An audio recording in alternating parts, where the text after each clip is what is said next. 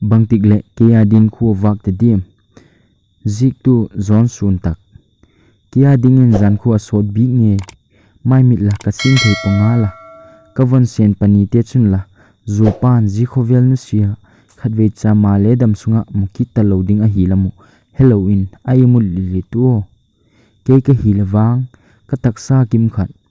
ka pasalum lo in kavan te chu bangtin ken kol TADIAM ke hi bangjika wangsibi khel khel ka hem bangsu khi lom lom nei ka hem kalum na chung in achang le ka ki he vela achang le ka tho do ka je jan ti bhin kalung hel asupung dik nge BANGTIK le KEI din KHUA VAK TADIAM thingtang ko chonga cheng ka hiwa ni sin ne kom hol ka hiu thingtang lo bolin ka tho do sun teu chu ne a hingam ham ka hiu achang le ka tho do sun teu chu le ne khop a hingai pui ka pasal tamlai na sana bo nek walting le kini zo dik lawa tu hi ke ka changa naw te colding to bangtin ka khosata beb demo maban kinep na wang atom mama hi naw te ke na ka thasi tha su hi khado hup hup mai kanum jing sek naw pang hi jing ma lew amayo lungai mel puding chu ka udik sampu ka kisel ham sek hung khang lin in tinu gol le pai hung eng in tinu je pha chu le bangtin ke en kol TADIAM pa nei lo naw chaga hiu a hung ki het do phat o le bangtin lung gel anei demo kanop ka da lo in ka chunga khun ulem gel chu haksama le ka pomai angai tai theitawp su in sep thei sem in chate wakna ding chu gim le chol khok slo in ka hol ham angai ta hun le ni te hung ke hei zel in nek le ngol thu in ka hung khosat to ni nit o ka chapa phik te ni chula school kai thei ding din mun in a hung te deu tawa apa dam lai in sung bangul in haksama le chate bek school kai sak ding la ka ki tim na wa hingala thingtang gamala school umpu khopi sunga ki pem ding la bangti ko sak ding te hi zel hi a hin la pathin dong kom in alampi thei khak le ti chu ka ngai tu jing hi bangti golin ngai tu in alampi di hol maleng upai mi mom poi ka kingak na sun pathin ka dong zela achang le khopi sung jot him phada abing pu suk mai ding bangle ka ngai tu sek hi keinu mei mol tak ka changa thupuk na lak ding chu ahak sangi mai jingkal khat anhuna ka builai in ka hau sapu ahung waglu ta pu hunglu to bang thu atam tin achuna ding ka pi kochum te apat pani lo te pan pina neu khat hung te peding a hung a hi dan e hil hi o pathinin ka pau chamna e don hu a hi ama monna ala kinga zo sek pu male ama na huna henai ka ki pa hi lalpa tin ki pak tak in paisa neu khat pan pina kamu kalata kalung gel chun ji paisa chu khopi sung zo theina lampi sial tu hin ka gel hi ti chun van neu khat ka nei teu chu ka chun khoma ka chapate to khopi sung lam zon ding in ka kisa taw ka hu chu khoneu cha himale khang thak te hi dan in national highway ati upakhat a hi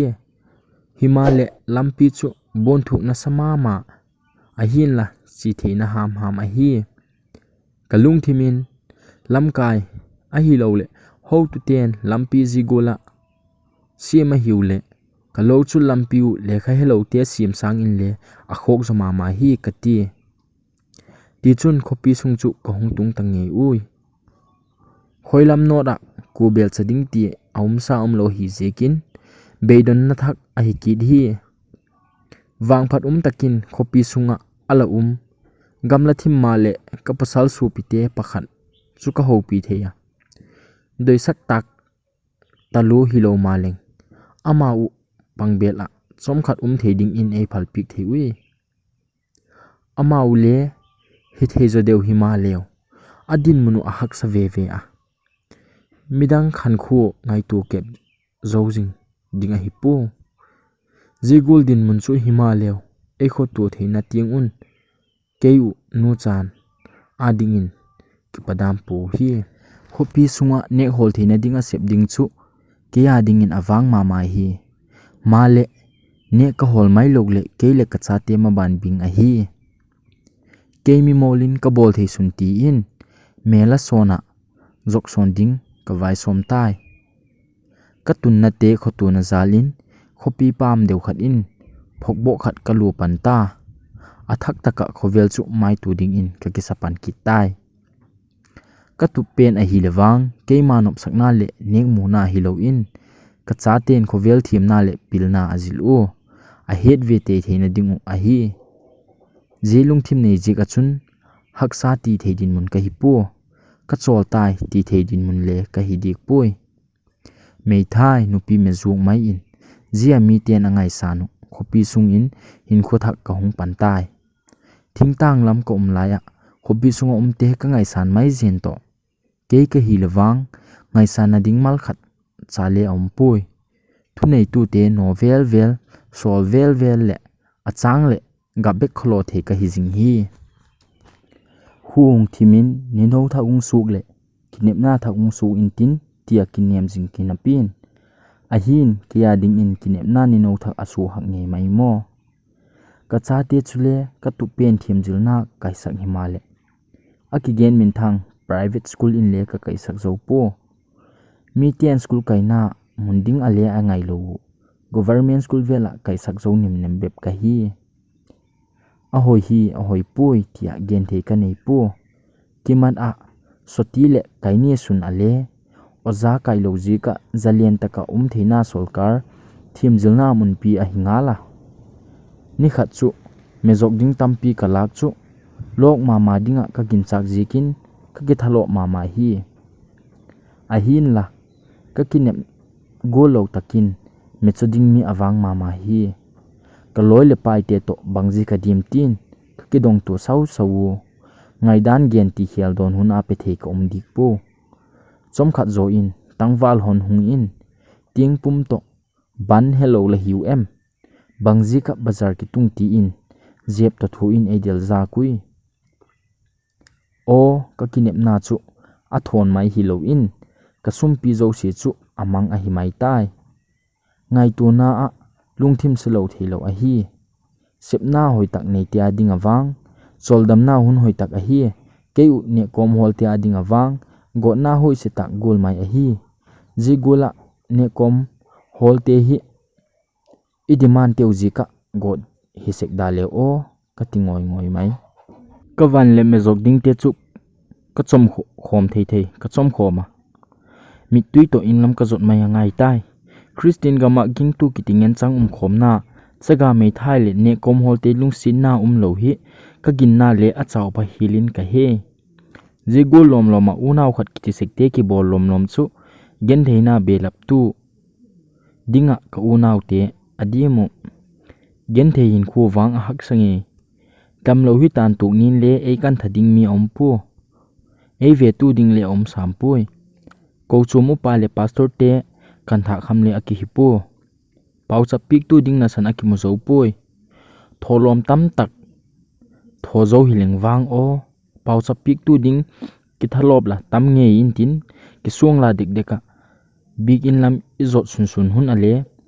bazar dung sanga inei lo le gen theina kilang zo abang di hi mai tai takat sibai ki buk tu ka holim tui tak to nui khom dil dil te ka eng tha suk se hi ginna lambe ka kinep na hin hen som nei da ham le sim tu lem gut puk thiem nop deuding hi ven khotanga ladan tam tak tu gakin ko ki na laya ma le ani nung zo deute